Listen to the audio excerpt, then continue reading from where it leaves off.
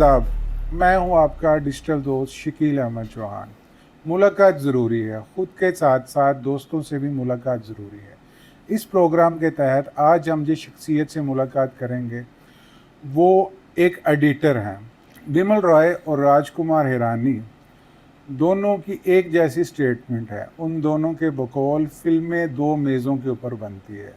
पहली बार राइटर एक मेज़ के ऊपर फिल्म बनाता है और उसी फिल्म को एडिटर दूसरी बार टेबल के ऊपर जोड़ता है। आइए मिलते हैं अपने मुल्क के मरूफ और बड़े एडिटर नदीम अब्बास चौधरी से। सर अस्सलाम वालेकुम। वालेकुम अस्सलाम। नदीम भाई के बारे में बताता चलूँ। नदीम भाई की दो फिल्में कमली और ज़िंदगी तमाशा रिलीज़ हो चुकी हैं और दो फिल्में आने वाली हैं।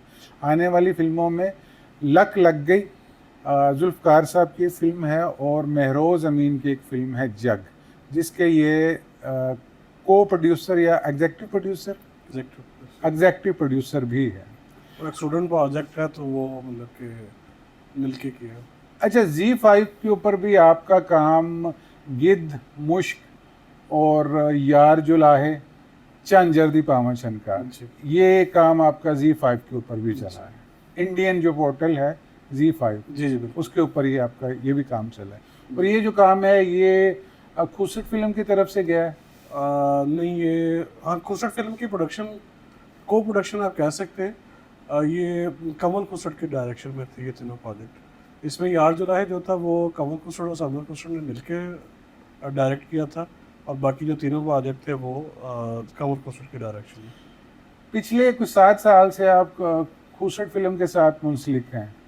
उससे पहले आप बोल में थे और उससे पहले आप जियो में। यहाँ से हम फ्लैशबैक में जाएंगे आपके बचपन में। तो आपकी पैदाइश कहाँ की नदीम भाई? जी एक छोटा सा गांव है, बस्ती में लोग एक जगह है, वहाँ 40-45 घरों का गांव है। ठीक है। जहाँ से मतलब मेरा ताल्लुक है। तो हमारे मतलब के प्राइमरी स्कूल है, मतलब हमें गांव में हाई स्कूल भी नहीं? हाई स्कूल भी नहीं है, प्राइमरी स्कूल है वो भी लड़कियों का। तो हमें मतलब के सारी जो एजुकेशन थी वो भी कहीं और जाके मतलब करनी पड़ी। तो आपने इब्तदाई तालीम कहाँ से हासिल की? हमारे गांव के साथ ही एक स्कूल था, वहाँ पे प्राइमरी तक। फिर एक दूसरा गांव 362 WB, वहाँ से मैट्रिक पे किया। ठीक और है। फिर मुल्तान आ गए गवर्नमेंट कॉलेज और वहाँ से ग्रेजुएशन और फिर लाहौर। लाहौर किस सन में आए? 2007। 2007 में लाहौर आए। और एडिटिंग में आप कैसे आए? हादसा के तौर पे। अच्छा, कोई शौक नहीं था आपको? नहीं, मैं ड्रामे भी नहीं देखता था। फिल्म में भी मैंने 2007 में पहली दफ़ा देखी थी। वो पहली फिल्म कौन सी थी? वो खुदा की थी। अच्छा, आपने भी खुदा के लिए पहली फिल्म देखी? हाँ मैंने मैंने जो पहला इंटरव्यू किया था इस चैनल पे वो था अवैस अहमद का, जीवन करके जो राइटर है। जी उनसे भी मैंने सवाल किया तो उन्होंने जो पहली फिल्म देखी थी वो खुदा के लिए थी। अच्छा, आपने पहली फिल्म खुदा के लिए देखी, तो सवाल मेरा था एडिटिंग की तरफ आप कैसे आए? एडिटिंग की तरफ हमारे एक रिलेटिव हैं दस्तगीर साहब, उनका स्टूडियो होता था स्कीम मोड़ के पास। तो 2007 के अंदर ये दस्तगीर वही तो नहीं है जो रीमा के जी सेक्रेटरी हैं? जी जी बिल्कुल। अच्छा। तो वो हमारे मतलब रिलेटिव हैं, मतलब कि उनकी जो मिसेस हैं वो मेरी कज़न लगती हैं। अच्छा। तो मतलब उस हवाले से मतलब कि उनका साथ मैं उनको नहीं जानता था तब तक। तो मैं लाहौर, ये मेरा दूसरी दफ़ा आना हुआ था, उससे पहले मैं एक दफ़ा लाहौर आ चुका था जून 2007 में। तब मैं आया था जॉब ढूंढने के लिए, तो जो कि नहीं मिली। मतलब कोई भी जॉब एक होती है। तो फिर मैं फैसलाबाद चला गया। फैसलाबाद में मैंने एक पिज़्ज़ा रेस्टोरेंट में भी काम किया कुछ अर्सा। ये भी 2007 की बात? 2007 की बात है। ठीक है। तो फिर उसी दौरान में एयरफोर्स की वैकेंसीज आई थी, तो जिनको मैंने अप्लाई किया तो मेरा सेंटर लाहौर बना। तो अब लाहौर में मेरे पास रहने की जगह नहीं थी, तो मेरे एक कज़न है वो एक हॉस्टल में रहते थे MAO कॉलेज के पास। ठीक है। तो मैं वहाँ पे उनके पास आया, क्योंकि वो एक लंबा प्रोसीजर होता है, बार बार टेस्ट हो रहे होते हैं, तो वो गाँव से आना थोड़ा मुश्किल हो जाता है। तो थोड़े मतलब कि वो नहीं थे, हालात कुछ अच्छे नहीं थे। तो मेरे चाचू ने फिर मुझे बताया कि आप वहाँ चले जाएं दस्तगीर साहब के पास। तो मैं आके उनसे मिला तो उन्होंने ना अपने स्टूडियो के ऊपर एक छोटा सा कमरा था, वो मुझे ना दे दिया रहने के लिए, उनका स्टूडियो कहाँ था? स्कीम मोड पे। स्कीम मोड पे, ठीक है। जी, तो मैं वहाँ पे चला आया, तो टेस्ट हुए, इंटरव्यू जो लास्ट स्टेज होती है वहाँ पे मुझे मतलब वो मेरी लिस्ट में नाम नहीं आया। मैं वापस जाने वाला था, अगले दिन मेरी वापसी थी, तो दस्तगीर साहब ने मुझे कहा कि तू एडिटिंग क्यों नहीं सीख लेता। ठीक है। अच्छा, उससे पहले मेरा मतलब कि ना वो बहुत ज़्यादा वो था नहीं, लेकिन वो 15-20 दिन में जो वहाँ रहा ना, तो मैंने ये देख लिया था कि अच्छा एडिटिंग ये होती है। मतलब मैं कमरे में कभी नहीं गया था, लेकिन मैंने होती वो देख ली थी कि अच्छा ये होता है, ये कैमरा होता है, ये सारा थोड़ा बहुत, क्योंकि स्टूडियो के अंदर है कि आपको ना वो एक अंदाज़ा टाइप वाली चीज़ें हो गई थी। तो मैंने कहा चलो ये कर लेते हैं। तो वो जिनसे मैंने सीखा है उनको लगता था कि मैं नहीं कर सकता। वो कौन साहब थे? मुगीज़ अकबर सिद्दीकी साहब। अच्छा। तो उनका ये था कि ये नहीं कर सकेगा, लेकिन मैंने कहा कि मैं करूँगा। तो वो एक था मतलब कि ना चैलेंज की तरह मैंने लिया उसको।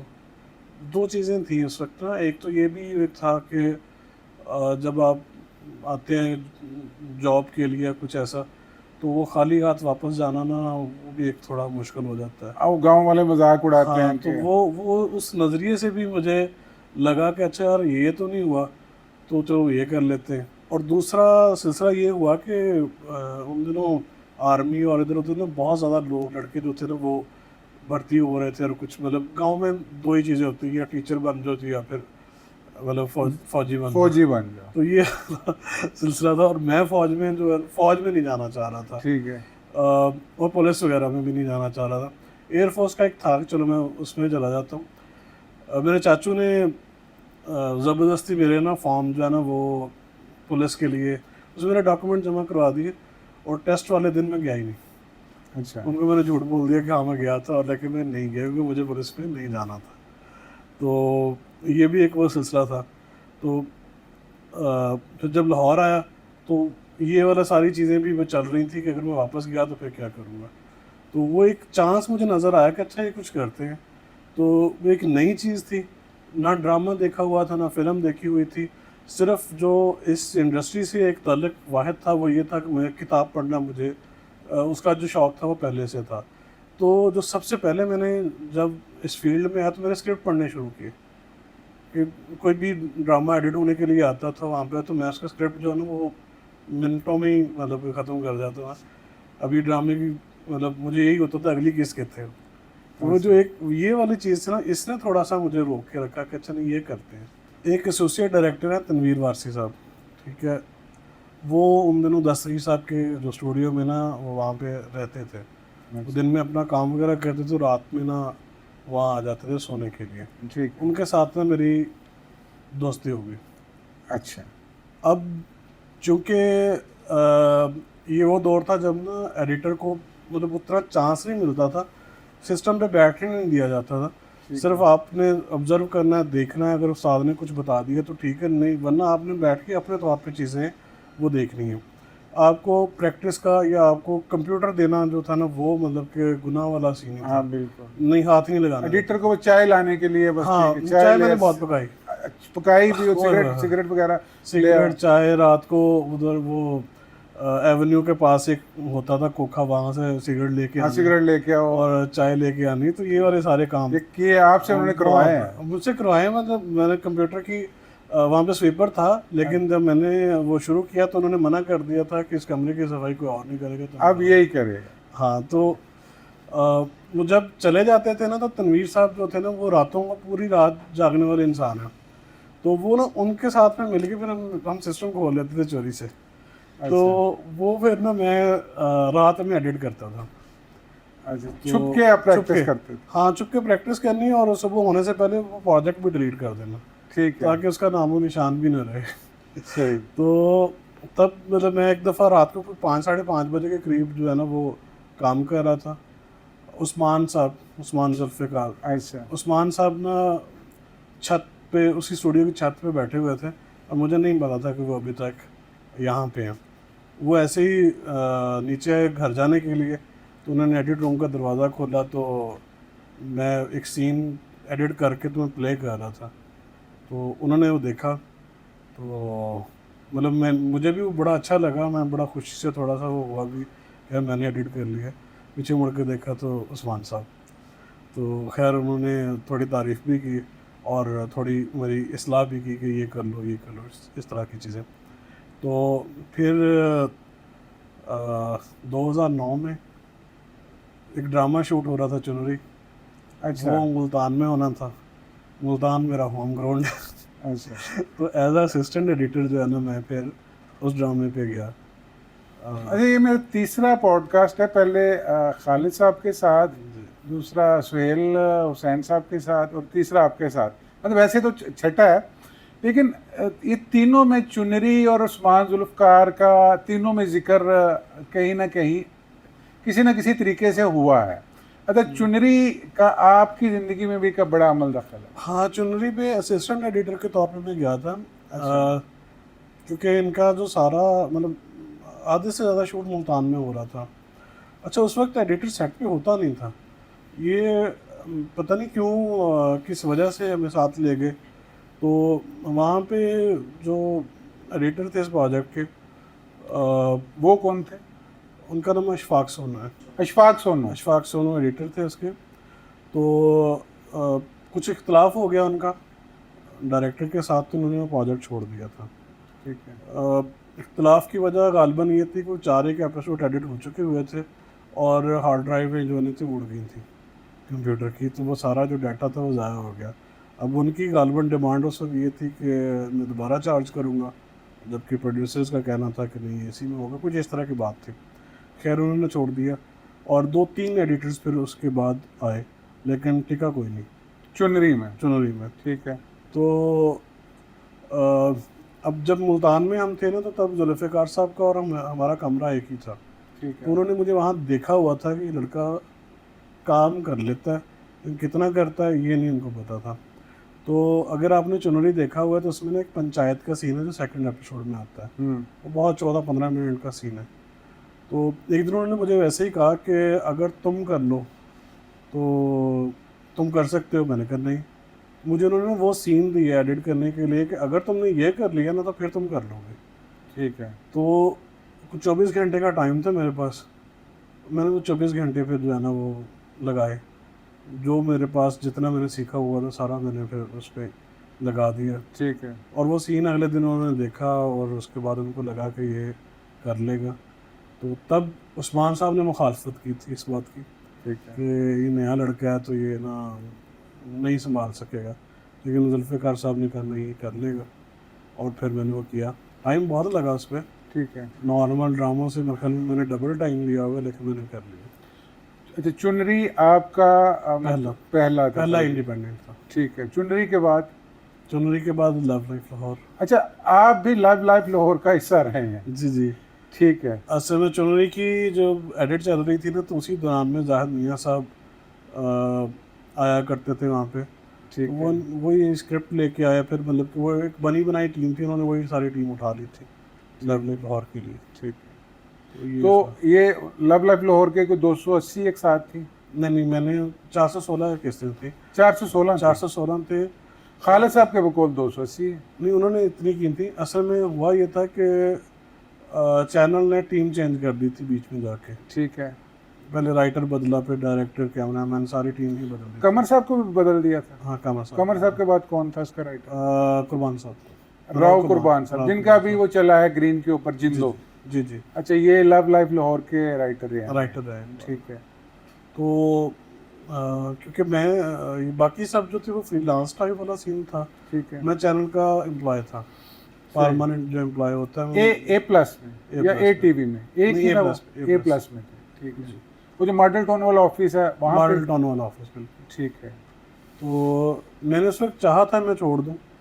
तो फिर बाद में जो बाकी दोस्त थे उन्होंने समझाया कि ज़रूरत नहीं है, आप लगे रहें।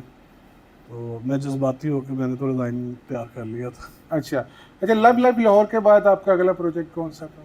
लव लाइफ लाहौर के बाद अच्छा, मैंने बीच में ना फ्रीलांसिंग की, मतलब कि जो चंद चैनल से बाहर आप काम करते हो वो भी मैं करता हूँ। उस दौरान में हासिम हुसैन का मैंने एक ड्रामा किया था। अच्छा, हासिम हुसैन के साथ भी आपने मैंने काम? काम किया हुआ है। हासिम हुसैन के साथ आपने कौन सा सीरियल किया था? दुरे शहवार, उसके मैंने कोई 8 एपिसोड किए। जो उमैर अहमद ने लिखा था दुरे शहवार, जी जी। तो उसके जो पहले पहले 8 एपिसोड, नहीं, आखिरी 8 एपिसोड। मेरा ख्याल 22-23 तक साथ थी उसकी, नहीं, 16-17 थी। 16-17 थी। जी। मतलब आपने आखिरी जो है वो आखिरी 8 8। की थी। उसके एडिटर थे आप। जी जी बिल्कुल। हासिम हुसैन के बारे में बताता चलूँ कि हमारे मुल्क के काबिल तरीन डायरेक्टर हैं। एक फ़िल्म भी इन्होंने बनाई थी बालो माही, और आजकल इनका ग्रीन टीवी के ऊपर खलीलुर रहमान कमर का लिखा हुआ सीरियल जेंटलमैन चल रहा है, जिसके हीरो हैं हुमायूं सईद साहब। तो हासिम हुसैन के साथ आपने दुरे शहवार किया लव लाइफ लाहौर के बाद, और लव लाइव लाहौर के साथ ही साथ ही चल रहा है। टाइम पे, क्योंकि 2012 में चला है। ठीक और है। लव लाइव लाहौर का जो एयर का वो टाइम था वो 2010 से 2013 था। ठीक है, तो इसी बीच में, मतलब इसी बीच में वो चला है। मतलब लाइफ लाइफ लाहौर की 400 से ऊपर एक साथ थी, तो इसकी 16 के साथ, वो बीच में ये भी आ गया। बिल्कुल। तो दुरे शहवार के बाद आपका अगला सीरियल?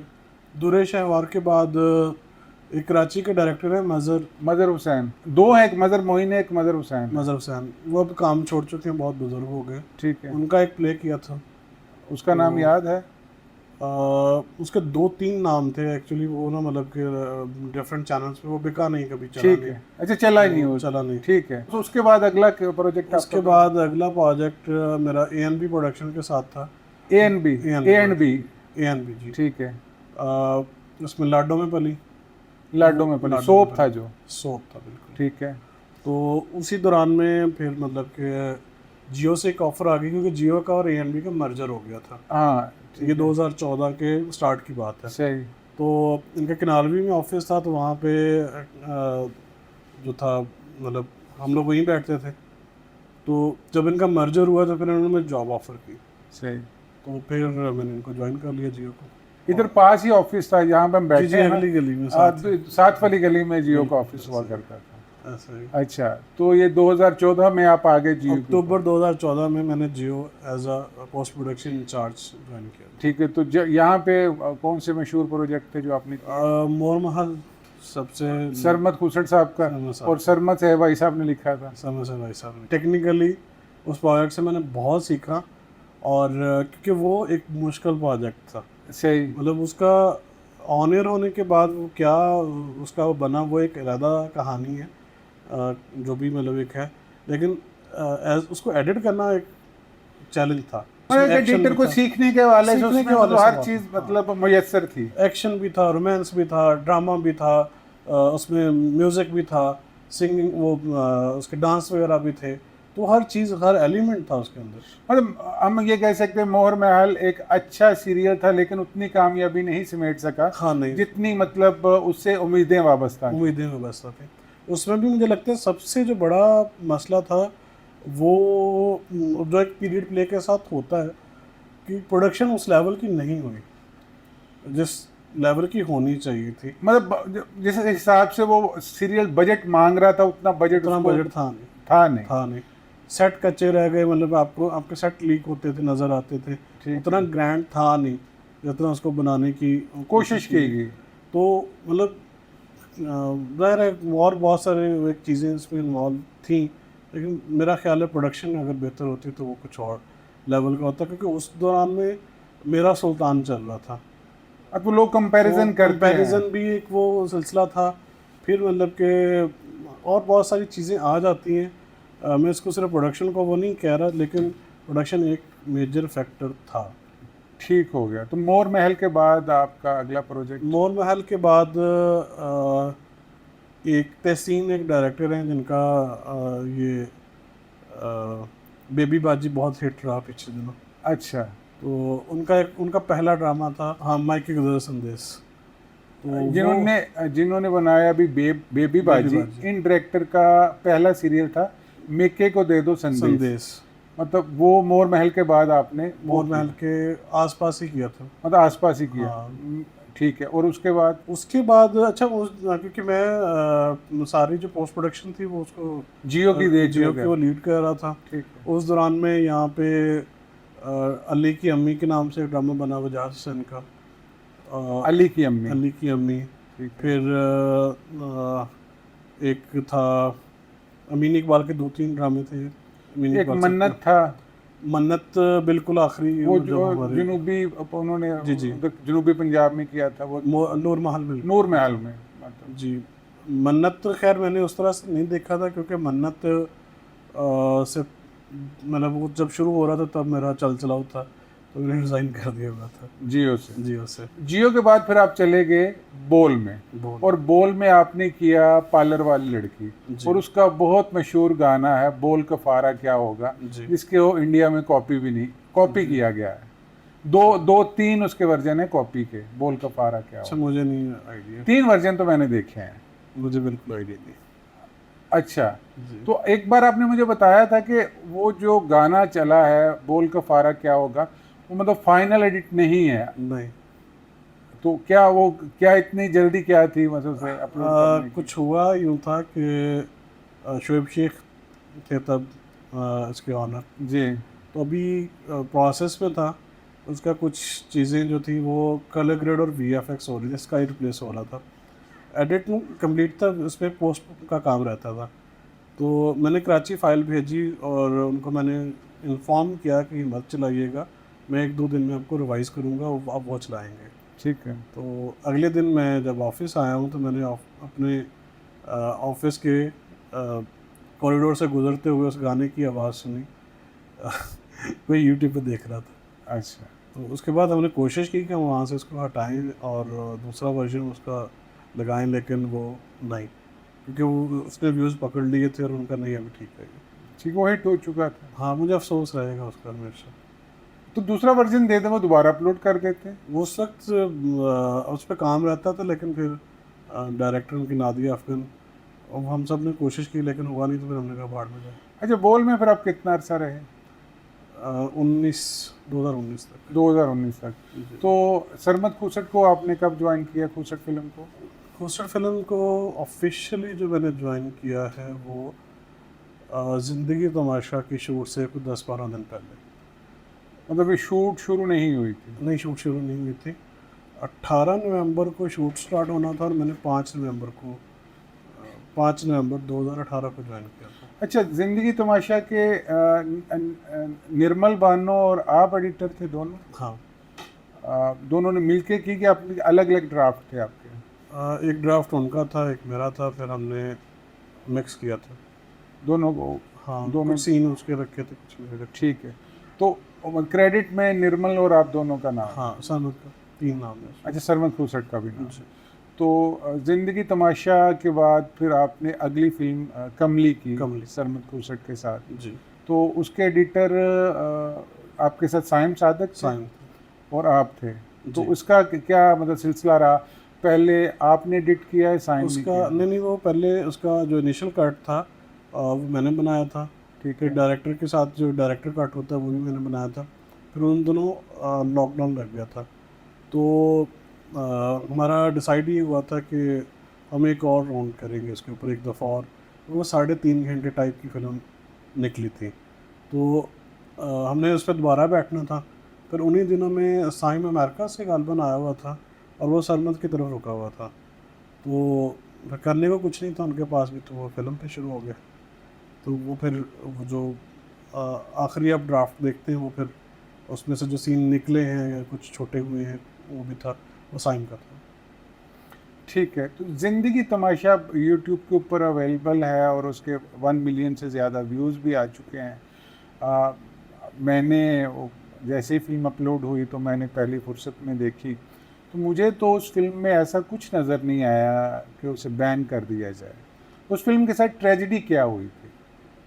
मेरा ख्याल है कि एक लफ्ज़ होता है मिस कम्युनिकेशन, वो वाला मैं उसके लिए इस्तेमाल करूँगा। जब ट्रेलर चला तो ट्रेलर के अंदर कोई एक आध जुमला ऐसा था जो कि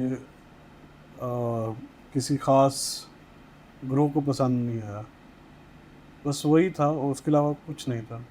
फ़िल्म का जो स्क्रिप्ट मैंने पढ़ा था तब भी मतलब कि अगर कुछ ऐसा होता तो मैं फ़ौरी तौर पे इसको मना कर देता, कि मेरा थोड़ा-सा मतलब कि मैं मोहतात रहता हूँ स्क्रिप्ट की को लेके, और ख़ास तौर पे जो रिलीजन को लेके मामलात हैं। एक आध दफ़ा हुआ भी है, बाद में मैंने नई चीज़ें की। तो अगर इसके स्क्रिप्ट में कुछ नज़र आ जाता तो मैं डेफिनेटली इस पर बात करता, लेकिन उस वक्त भी नहीं था और अभी नहीं है। जी, मुझे ज़िंदगी तमाशा इसलिए इस पे अगर कुछ लोगों को कुछ उसको अजीब या उसके ऊपर एतराज़ करते हैं, तो मुझे इसलिए बिल्कुल अजीब नहीं लगा कि मेरे जो लंगोटिए यार हैं गाँव से, वो हमने बचपन साथ गुज़ारा और हम वीसीआर देखते देखते बड़े हुए। बाद में वो दोस्त उनमें से कुछ तबलीग में चले गए, अब वो माशाल्लाह तब भी वो अच्छे लोग थे, जब हम वीसीआर देखा करते थे तब भी वो अच्छे लोग थे। अब उन्होंने दाढ़ियाँ रख ली, वो नमाज़ पढ़ते हैं, लेकिन अब मैं ईद पे जाऊँगा तो हम लोगों ने इकट्ठे बैठ के फ़िल्में भी देखनी है। तो मुझे लगा वो जो आपका राहत ख्वाजा राहत करैक्टर था, जी। तो वो मुझे अपने दोस्तों जैसा ही लगा कि वो राजा राहत भी एक अच्छा इंसान था। तो हर इंसान की ज़िंदगी के दो अदवार होते हैं ना, तो वो जवानी में वो फिल्में देखा करता था, तो हमारे भी दोस्त देखते हैं। तो अब भी हम जब इकट्ठे होते हैं गाँव में तो हम फिल्में लगा के तो मतलब हम देखते हैं। आपको शायद तो पता नहीं पता, ये एक रियल इवेंट से न उठाया हुआ है। मेरी निर्मल बानो से अमीन इकबाल के एक इंटरव्यू के दौरान मुलाकात हुई थी, तो मुझे भी तब पता चला कि ये एक हकीकी वाक़या से उन्होंने ये कहानी उठाई है जी। और ऐसा हुआ है। तो उसमें उस फिल्म में ऐसा कुछ नहीं था, लेकिन मुझे दुख है ज़ाती तौर के ऊपर कि वो फिल्म सिनेमा में लगनी चाहिए थी और नहीं लगी। तो ये मतलब एक अच्छी बात नहीं है। एक मेकर बनाता ही सिनेमा के लिए और वो सिनेमा में ही नहीं लगती। हम सबका उसमें ज़्यादा जो एक दुख था वो यही था, और दूसरा उसमें जो रिएक्शंस आए ना, हम्म, उसने बहुत डिस्टर्ब किया। सही। मतलब 2-3 महीने काफ़ी वो जितने भी उसके साथ मुंसलिक लोग थे उनके लिए थोड़ा अजियत वाला माहौल था। हर एक को मतलब उसके लेवल पे जाके आप कह लें कि धमकियाँ वगैरह भी मतलब होती रही।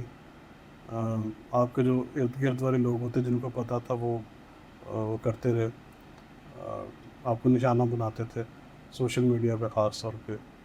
तो मेरे भी बहुत एक करीबी दोस्त थे, तो वो तब से नाराज़ हैं। वो दोस्त को क्या मसला था? उनको भी यही मसला था कि मैंने मतलब एक इस्लाम के ख़िलाफ़ फ़िल्म बनाई है। नहीं तो इस्लाम के खिलाफ तो है नहीं है वो। हाँ, मतलब वो मैंने उनको तब भी ऑफ़र किया था कि आप आके देख सकते हैं, लेकिन उन्होंने नहीं देखी, और अभी भी मतलब कि अब नहीं है, राब्ता नहीं है। नहीं, मेरा ख्याल है कि कोई भी मेकर वो मुसलमान है तो इस्लाम के खिलाफ कभी सोच भी नहीं सकता कोई चीज़ बनाए। हाँ, आपको उसके नुक्ते नज़र से इख्तलाफ हो सकता है और इख्तलाफ कोई बुरी बात नहीं है। आप बगैर देखे कैसे कर सकते हैं? नहीं, नहीं देख के कर सकते हैं ना, लेकिन अगर जब आप देखते ही नहीं हो एक चीज़ और सुनी सुनाई बात के ऊपर आप यकीन करके तो एक ढंडोरा पीटना शुरू कर देते हो, तो वो गलत बात है।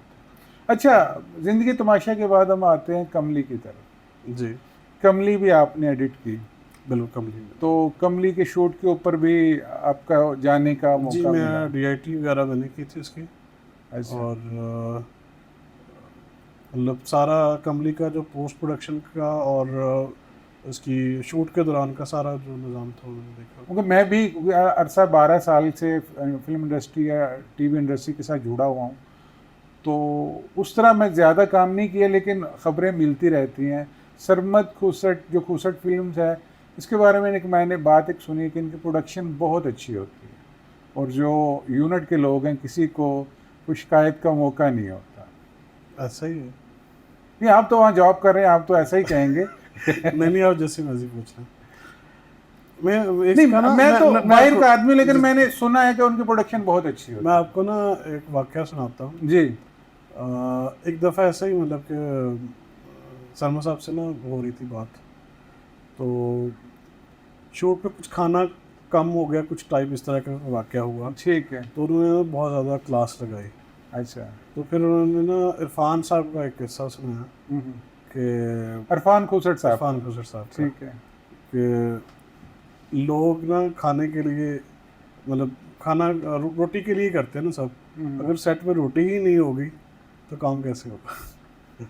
तो मतलब मैंने कभी नहीं देखा कि उनकी प्रोडक्शन में कभी कुछ मतलब मिसाइल, मैंने उनके साथ बड़ा काम किया फिल्म के अलावा। फिर जॉयलैंड थी, वो भी उनका एज अ प्रोड्यूसर उनका काम था, कि और भी बहुत सारी छोटी छोटी प्रोडक्शन होती रहती, कभी कोई कम्प्रोमाइज़ नहीं। और सबसे बड़ी बात डायरेक्टर जब क्रू के साथ बैठ के खाना खाएगा तो उसकी क्वालिटी, उसका मेयार कभी कम नहीं हो सकता। पूरे यूनिट को लगता है कि यार ये हम में सही है और बिल्कुल हमारे साथ है और हमें इसका साथ देना बिल्कुल चाहिए। ऐसे, वो पूरा यूनिट जान मारता है। बिल्कुल ऐसे। मैंने नदीम भाई किस्सा सुना यूसुफ खान साहब का। तो किसी फिल्म के सेट के ऊपर थे, तो खाना दो तरह का आया। तो इसमें एक में कुछ मटन था और एक में कुछ जो यूनिट के दूसरे लोग थे उनके लिए वो दाल सब्जी थी। तो वो आए तो मतलब वो हीरोइन को जो यूनिट के लोग हैं, जो भी स्पॉट बॉय वगैरह, वो मटन उन्होंने देना शुरू कर दिया। तो उन्होंने पूछा कि ये क्या है, कि ये मटन है। तो ये दाल किसके लिए? उनका ये दूसरे लोगों के लिए। उन्होंने मटन वाला जो देचका था ना, मटन वाला जो बर्तन था, वो सारा उंडेल दिया दाल के अंदर और उसे मिक्स कर दिया। उन्होंने कहा जी अब इसमें से दो सबको। तो ये खुशी होती है कि जो डायरेक्टर हूँ मैं, तो खुसट फिल्म का कभी हिस्सा नहीं रहा, लेकिन मुझे सुन के खुशी हुई कि मतलब उनका रवैया अपने जो स्पॉट बॉय से लेके जो जूनियर आर्टिस्ट हैं या टेक्नीशियन हैं उनके साथ ऐसा है। नहीं, अच्छा, इसमें तो कोई शक नहीं। खुसट फिल्म के साथ आप 2017 से 2024 तक मतलब तक आप खुसट फिल्म के साथ जी, जुड़े जी। हुए हैं। 2021 या 2022 में मैंने एज आ पोस्ट प्रोडक्शन इंचार्ज ज्वाइन किया था। उससे पहले मैं प्रोजेक्ट बेस्ड था, फिर बीच में पार्ट टाइम, मतलब कि मैंने 1-1.5 साल पार्ट टाइम काम किया, 4 घंटे के लिए आता था सिर्फ। अच्छा, आप जॉब वहाँ कर रहे हैं खुसट फिल्म में, इसके अलावा आप दूसरे डायरेक्टर्स का भी काम लेते हैं। हाँ, तो सलमा साहब को इतराज़ नहीं? आपने नहीं, कथन नहीं, कभी इतराज़ नहीं किया? नहीं कथन नहीं। अच्छा, वो बहुत दफ़ा वो भी रेफ़र करते हैं। अच्छा, खुद भी रेफर कर देते हैं? जी। अच्छा, उन्होंने ना ऐलान कहा हुआ है, सबको कहा हुआ है, मुझे अकेले को नहीं, कि अगर आपको काम मिलता है तो आप करें, ऑफिस का काम डिस्टर्ब नहीं होना चाहिए। मतलब मेरा काम डिस्टर्ब ना हो, बाहर हाँ, का आप जो अगर काम है तो आप करें, क्योंकि मुझे कोई इतराज़ नहीं। हमें वीकली 2 ऑफ होती है, सैटरडे संडे हमारा ऑफ होता है, अच्छा, दो छुट्टियाँ? 2 छुट्टियाँ। क्या बात है अभी। तो वो सारा वो जो काम होता है, हम इन 2 दिनों में, अगर आप कोई कर सकता है, किसी की हिम्मत है, तो वो उन मतलब छुट्टियों का फ़ायदा उठा लेते हैं। तो अभी इसमें आपने दो फिल्में की हैं, एक महरोज़ की जग, जी। उसके आप को प्रोड्यूसर भी हैं, एग्जेक्टिव प्रोड्यूसर हैं, हम एग्जीक्यूटिव प्रोड्यूसर में नाम आप उसके एग्जेक्टिव प्रोड्यूसर हैं। जी, और एक आपने की जुल्फ़कार साहब की, जो उस्मान जुल्फ़कार की जोड़ी वाले जो जुल्फ़कार साहब हैं, जी, जी। उन्होंने अभी एक फिल्म की है लक लग गई। लगता है उसमें जवेद शेख साहब और जवेद शेख हैं, फिरोज़ हैं, खान है। और एक इंडियन लड़की है उसके अंदर, इंडियन प्रोड्यूसर्स हैं उसके कुछ, तो वो पाकिस्तान इंडिया की प्रोडक्शन है। तो वो फिल्म मुकम्मल हो चुकी है, एडिट ऑलमोस्ट मुकम्मल है। तो एडिट भी मुकम्मल हो चुका है। जी, जी। तो वो कब तक रिलीज़ करने का इरादा है? No idea. जी, ईद पे करनी थी, लेकिन टाइम कम था, तो अभी प्रमोशन वगैरह पे काम चल रहा है। अच्छा, तो और एडिट उसका कंप्लीट हो चुका है। 2 घंटे को 20 मिनट का ड्राफ्ट उसका है इस वक्त। उसको हम छोटा करना चाह रहे हैं, तो वो शायद 1 आध दिन में हम उसको कर लें। ठीक है। अच्छा, जैसे आपने बताया कि मतलब जब आप शुरू में आए तो आपको पढ़ने का शौक़ था, तो इतना तो मैं भी जानता हूँ कि आप अब भी किताबें पढ़ते हैं और आप उन ख़ास लोगों में से हैं जिन्होंने मेरी 8 किताबें ख़रीद के पढ़ी हैं। चलिए, बिल्कुल। तो नहीं, 8 खरीदी नहीं थी, एक आपने गिफ्ट की थी। अच्छा, 7 खरीदी। जी। तो गिफ्ट मैंने कौन सी की थी? वो पहली की होगी। मजरू की थी। अच्छा, मजरू गिफ्ट की थी जी, और बाकी या 7 आपने खरीदी। जी। मुझे लगता है कि मजरू भी शायद आपने खरीदी है। नहीं, अच्छा, मैं खालिद साहब के साथ आपके घर आया था किसी काम से मिलने के हाँ लिए। हाँ हाँ हाँ, वो तो हमने आपसे शॉर्ट फिल्म एडिट करवानी थी। जी, नाज़रीन, मैं बताता चलूँ, मैंने एक शॉर्ट फिल्म बनाई थी और खालिद महमूद भट्ट साहब उसके डीओपी थे और वो शॉर्ट फिल्म नदीम अब्बास साहब ने एडिट की थी। वो बहुत अच्छा एडिट आपने वो की थी और वो Thank you. बड़ी अच्छी फिल्म वो निकल के आई। चलिए, ऐसी मेहरबानी आप। तो किताबें अब भी पढ़ते हैं? हाँ, आप भी पढ़ते हैं। मेरे अलावा किसे पढ़ते हैं? आपके अलावा सादत हसन मंटो, उनको मैंने बहुत पढ़ा है। फिर कुरतुल हैदर, मुमताज़ मुफ्ती, उसके बाद गुलजार साहब, बाबा मोहम्मद यहिया, उसके बाद हसनैन जमाल, खशवंत सिंह, बलवंत सिंह, कुरतुल हैदर, अल्तमश, अली अकबर नातिक, कैसर मुश्ताक, आयशा असलम, शाजिया नायाब, फिर एक नई राइटर हैं अलीना अरफान, दिलशाद नसीम, सफदर जैदी और उमर अहमद, कुदरतुल्लाह शहाब और आज का रऊफ़ क्लासरा साहब की किताब पढ़ रहा हूँ। वो मेरा ख्याल है आपने मुझसे ही मंगवाई थी बुक फेयर से। जी जी अब वो ही वाली और उन्हें जेलम बुक कॉर्नर ने बिल्कुल। शाया जेलम बुक की। कॉर्नर के साथ भी मेरा बहुत पुराना वो एक ताल्लुक है, मेरा मेंबरशिप है उनके पास। अच्छा, तो आज भी मैंने 12 किताबें सेलेक्ट की, कार्ट में डाली अभी सैलरी आएगी तो परचेज करूँगी। नहीं माशाल्लाह आपकी लाइब्रेरी देखी है मैंने, वो जरूर। जो एडिटिंग रूम में है, जी। माशाल्लाह एक बड़ी लाइब्रेरी है। मतलब इसके- छोटी सी है, बहुत सारी। मतलब जो नहीं पढ़ते उनके लिए तो बहुत बड़ी है वो जो किताब को हाथ भी नहीं नहीं, लगाते। मेरी विश लिस्ट में ना बहुत सारी किताबें ऐसी हैं जो होनी चाहिए लेकिन है नहीं। मैंने देखा नदीम भाई के जो बड़े डायरेक्टर दुनिया में हैं, या वो एडिटर से डायरेक्टर बने, या वो कैमरामैन से डायरेक्टर बने, या वो राइटर से बने, तो मतलब हम राजू हिरानी एडिटर थे पहले, ऋषिकेश मुखर्जी पहले एडिटर थे, राज कपूर साहब एडिटर थे, तो डेविड धवन ये एडिटर से डायरेक्टर बने। पाकिस्तान में भी इस तरह बहुत सारी मिसालें दी जा सकती हैं कि जो पहले एडिटर थे। तो अब आप डायरेक्शन में कब आ रहे हैं? मुझे लगता है बहुत अर्ली क्वेश्चन है ये, अभी मुझे नहीं लगता कि मुझे आना चाहिए, क्योंकि जो काम मैं करता हूँ मैं उसमें अभी परफेक्ट नहीं हूँ। जब उसमें परफेक्ट हो जाऊँगा तो फिर सोचूंगा। वो ये भी कहा जाता है कि एक एडिटर दाई होता है और उससे उससे डायरेक्टर का पेट नहीं छुप सकता कि डायरेक्टर कितने पानी में है। कह सकते हैं आप। असल में होता क्या है कि डायरेक्टर नहीं, सबकी जो कोताहियाँ खामियाँ या जो भी प्रोजेक्ट की खामियाँ होती हैं वो आपको पता होती हैं। आपने उसको किस तरह निकालना है उसमें से अच्छी चीज़ों को, वो एक काम है। एडिटर क्या कहा?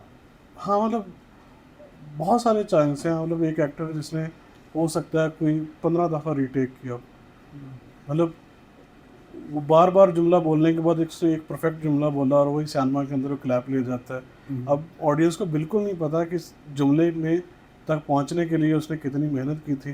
वो डायरेक्टर का काम है, उससे वो बार बार वो करवा रहा था। और फिर एडिटर का ये काम होता है कि वो उसने बेस्ट टेक देखनी है, बेस्ट मोमेंट देखना है, बेस्ट रिएक्शन देखना है, और वो उसी की बेस पे फिर सारा बनता है। जैसे मैंने आपके तारुफ में शुरू में जिक्र किया, इंडिया में एक बहुत बड़े डायरेक्टर गुजरे, बिमल रॉय। पुरानी देवदास उन्होंने बनाई, मधुमती, 2 बीघा ज़मीन, और आज के एक जो बहुत बड़े डायरेक्टर हैं राजकुमार हिरानी। तो राजकुमार हिरानी, मुन्ना भाई, MBBS, 3 इडियट, तो ये दोनों की कोई बात का मफहूम ये है कि फिल्में 2 मेज़ों के ऊपर बनती हैं। बिल्कुल आप इस बात से किस हद तक मुत्तफिक हैं? बिल्कुल मुत्तफिक हूँ, 100% मुत्तफिक हूँ। क्योंकि जो राइटर का स्क्रीन प्ले होता है बाज़ दफ़ा वो जब शूट होने के बाद हम उसको वन गो में देखते हैं तो वो उस तरह से नहीं लग रहा होता, उसकी फील नहीं आ रही होती। आपको हल्की फुल्की चीज़ें बदलने से ना, 2-4 सीन आगे पीछे करने से आपकी फ़िल्म की फील बदल जाती है। और वो काम है एडिटर का। बिल्कुल, एक सीन कई तरीके से एडिट हो सकता है। सही। एक फिल्म का कई स्क्रीन प्ले हो सकते हैं। स्क्रीन प्ले जो एक लिखा जाता है वो एक स्क्रीन प्ले तो अपनी जगह पे है, और एक स्क्रीन प्ले एडिटर भी लिखता है, वो भी बनाता है। सही। मतलब आपका यहाँ तक का भी फ़र्क पड़ जाता है बाज़ दफ़ा कि आपने कितने जुमला रखना है, और अगर एक सीन को आपने इंटरकट कर दिया 2 सीनों के साथ ही आपने उसको जोड़ दिया तो वो उसका इम्पैक्ट बाज़ दफ़ा डबल हो जाता है। सही। और ये काम है एडिटर का। हाँ मतलब आपने देखना होता है ना, आपने कहाँ से निकालना है, कहाँ रखना है, कितना रखना है, कौन सा रिएक्शन कितना लंबा होगा, कितना छोटा होगा। आपने अगला सीन आ रहा है उसकी बाज़ दफ़ा क्या होता है कि ऑडियो आपकी एक छोटा सा जुमला ओवरलैप में शुरू हो जाता है। वो एक टेक्निक्स हैं डिफरेंट, सही। उससे फ़र्क पड़ता है, फील में फ़र्क पड़ता है। अपना काम देखने के अलावा, करने के अलावा, मतलब काम से फरागत के बाद अगर कोई वक्त मिलता है तो कुछ फिल्में या ड्रामे देखते हैं आप?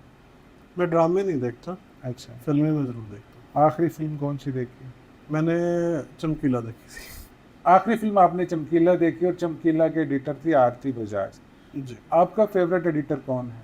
वॉल्टर मार्च। वॉल्टर मार्च। मार्च। जी। तो इनकी कोई मशहूर फिल्म? गॉडफादर। अच्छा अच्छा अच्छा अच्छा, ये तो डायरेक्टर नहीं थे?